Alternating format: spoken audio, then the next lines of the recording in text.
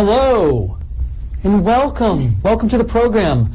You might be wondering, hey, President Trump's having a press conference in like 5 minutes. Why are you coming on now? Let me explain. We're coming on now because we have a very special person we want to introduce you. That's Margaret Howell. Hi, hello. You might know Margaret. Where might they know you from? Well, from InfoWars most recently, or from RT News, Russia Today in Washington, D.C., and in Moscow. And I have hunted down Right Side, and they have graciously allowed me to be a part of this amazing network. I was a fan for a long time and a watcher, like you guys out there, and now I get to commentate with Steve.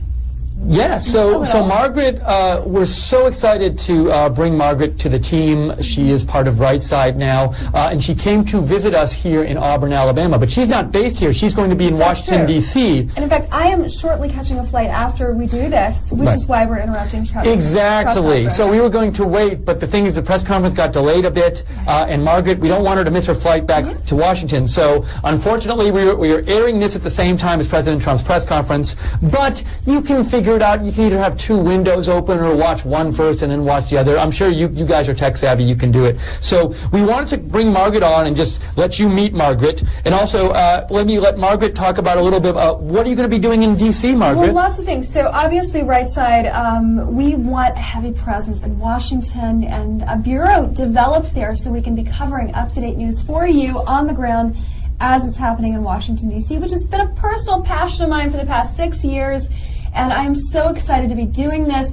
Bear with me. So we were talking off camera a little bit about finding the right producer to hold the right camera, and I'm so excited to be bringing you the best interviews I can find, reports from Capitol Hill and the Rotunda, and hopefully the White House press briefing room. That's our goal. We hope. And just making sure that you have the most up-to-date, accurate information. And you and I were talking about this.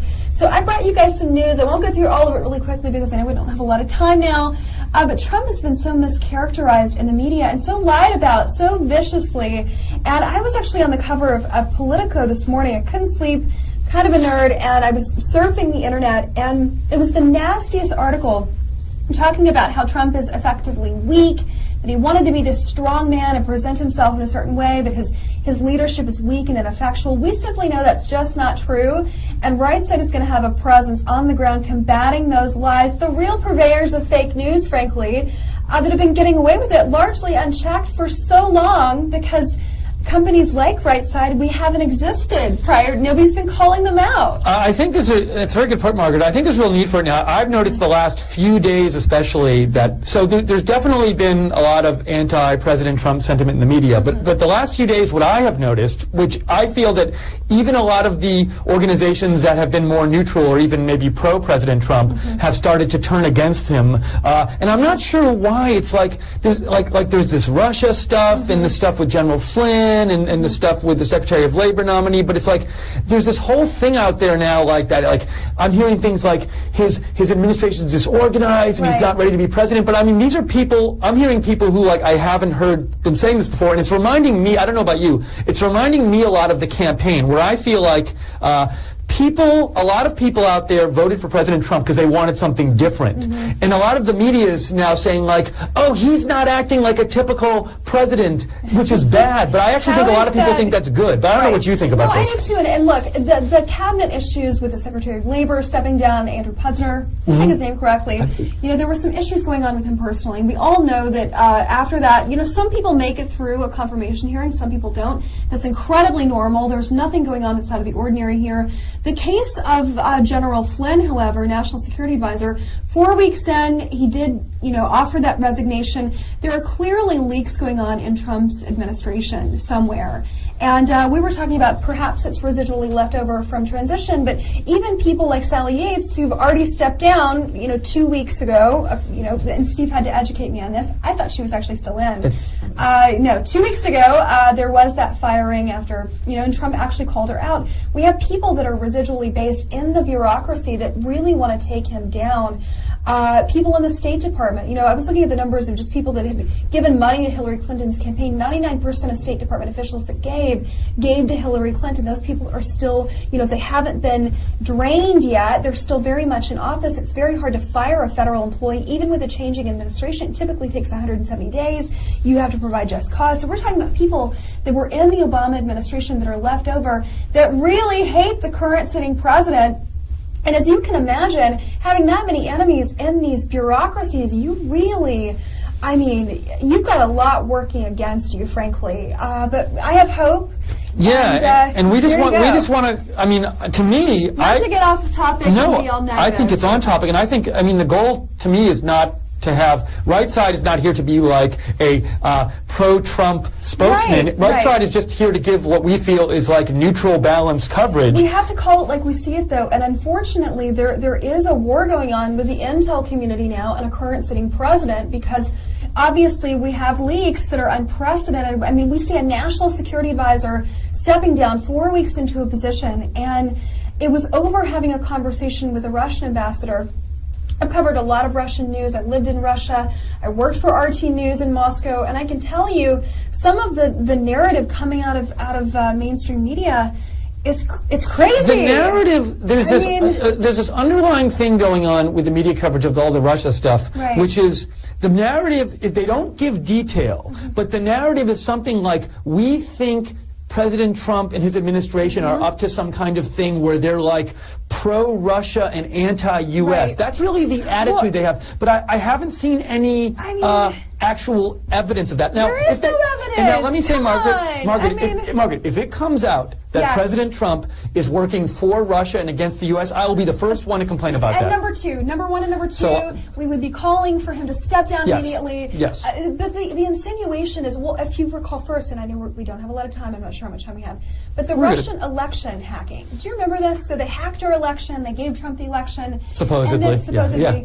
And then they came up with and they coined the terms crooked Hillary and put that into the American narrative. That's absurd, folks, firstly. I mean, you know, she sort of is crooked. I mean, I'm sorry, but in covering mass corruption on a large scale, that would be, you know, you'd have a lot of fodder there, frankly. Well, and I agree with you in terms of, you know, we have Democrats still calling, like, we have to investigate this Russia's involvement in our election. And when they say this stuff... Roy Blunt did it, and he's a Republican on the Senate Intel Committee. Kimberly Mayers, I'm like, what is he talking about? And when they say this stuff, there is an underlying, like, feeling and implication, but they don't directly say it. But there's this implication, the way they talk about it, it's that there's this sinister thing where the Russians, like, broke into our polls and, like, changed votes. And now, if that happened, I'll be the first one to complain. But it's the way that's being talked about. It's all talked about as just President Trump's doing this sinister thing, and I have not seen the evidence for this. Show us the proof is in the pudding.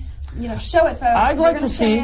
I'd like to see what the transcripts of General Flynn's conversation to see exactly what he spoke about. There's so much anger here out there in the mainstream media about what General Flynn did. He's being vilified as though he somehow, you know, covertly had this relationship with a Russian ambassador that was inappropriate, not in American interest. You know, they can spout this all day long, but you're absolutely right. I'd love to see it too, actually. So I just, you know, it's the evidence we have versus people's reaction to it. And I think the media is making the same mistake they made during the campaign, which is they're not looking at who supported Trump and who supports him, President Trump, and why they support him. And again, people wanted change. They want something different. Now, he is not what people are used to as president, but that's not what people didn't vote for what they were used to as president. Right. So you have to give a little leeway there, and I think the media is forgetting that. Hey, so what else? But you're here. Enough of me talking. So in the few minutes we have left with you, are there any stories lately that you've been particularly interested in that give people a flavor of the kind of things you might be working on? Yes. So now I know I don't live in Travis County anymore, but this one sheriff, and illegal immigration is at the forefront because we know that there is construction that is being discussed and talked about. We have this one sheriff in Travis County. Her name is Sally. Where is Travis County, by the way? In Austin, Texas. Oh. It's a hotbed issue for illegal immigration. We've got sanctuary cities on the table. We have a sheriff that she's defying Governor Abbott. She's defying the president. She's saying, look, I'm not going to play catch and release with you. We are a sanctuary city. We're a sanctuary county. And I have actually stalked this lady. She won't give me an interview, but neither here nor there. It looks like she released one alien that was a repeat sexual offender. I'd really like to cover this case, and I wish that, more in-depth news coverage needs to happen. The White House actually said in a press release that they were going to start releasing the crimes committed just to give people an update on what's happening in their communities and why law enforcement's not going to do anything about it. Also, going back to our intel community for a minute, analysts, they love to get on CNN and bash the president. And this one, Evan McMullen, he actually called Donald Trump a domestic enemy yesterday on CNN. His rationale is a little baffling, but he's been tweeting, and I would love to cover more of this type of news for you, if you will. He's, talking about the oath that he takes as, as president, and then tries to call him a domestic enemy. That's really interesting because we have members of our intel community they should be working with, and not going out in public and kind of accusing him of. I can vouch this. Margaret, in her free time, just likes going through the news and looking for stories to cover. So she's really into this. Right. I'm sorry. I'm obsessed. And coming from. Why are you apologizing? That's great. Good. Very good. Very good. Politico, and we talked about this off camera. I don't know who this Matthew A. Miller is. I have a couple of friends at Politico. They are hardline journalists. I really respect them. This is not one of them. Just FYI. So this guy, Donald the Week, he goes and talks about how the past 3 weeks have been exceptionally ineffectual for him. On what scale is he measuring this? The biased and the audaciousness of the biased scale. Wow. So we're going to get from you, Margaret. Hopefully, Tons of news. We're going to get some interviews, yes. some reporting, yes. some of your editorial comments, right? I would love. Some, yes. but you're going to clearly label them. I think people will be able to tell when you're doing an interview and when you're doing editorial stuff. I will be sure and marker any editorial thought or preface it. And I'm also hoping to do a nightly newscast from Washington D.C., even if it's 10 to 15 minutes, and we're going to live stream it. And I'm coordinating that with Jake, and hopefully give people an update on what's happening. If people have out there, our viewers, have suggestions about DC stuff that they might want to see from you, is there a way they can reach you? Tweet me directly at Margaret J. Howell, or you can send me an email. My email is margaret.howell@rsbn.tv. And I would love to hear from you. No meanness, though. Like, if my lip liner's going which way or the other, bear with me. Sometimes I get those a little bit. Yeah, they can send all the meanness to me, because you guys, you like sending me constructive criticism, so keep it to me, because I know there's always plenty. I think the big thing they did lately was some people were really upset that I was drinking out of a water bottle, and they said I was slurping. So they got me to start drinking out of a glass. But when I started drinking out of a glass, they still complained I was slurping, so I've been working on drinking out of a glass and not slurping. But just to do this, just to spite all of you, I'm going to do this. No. But sorry. Anyways, so you're heading to DC tonight. I am. Yes. And what haven't we covered? So when? Well, just the production aspect. So we're gonna get this bureau set up on the ground in real time. Which, no pressure on me, of course, because that's setting up a bureau. People don't realize the technical aspects that go into making sure that the production is great. And you guys have this nailed down pat here. But I am a little bit flying by the seat of my pants in D.C. because we want to make sure that it's done right, so we can whip out information. Well, it's going to be an exciting time. There's so much news always happening in this administration, and it's going to be really exciting. So we're so happy to have you with us. Thank you. It's likewise. A privilege to have you with us. We were so lucky you reached out to us, and also we're excited to see your coverage in D.C. So it's going to be really cool. So thank you so much for coming and working with us. Having me. So it's going to be great. And I hopefully, I know they're looking forward to seeing you too. You guys better be looking forward to seeing some of this. And again, all suggestions, all comments, send them directly to me. I actually read every single one of them. I know that that's not recommended, but I do, and I take them seriously. So I would love to hear what you're thinking out there. Great. And watching us grow. Yeah. Exciting. Okay, well, we have to sign off now because this person needs to get to the airport, so she doesn't miss her flight. But thank you so much, Margaret, for coming in. It was a pleasure having you here in Auburn. I hope you enjoyed yourself in your brief time. Back. Oh, good. Wonderful. And I guess they will see you all soon on camera at some point.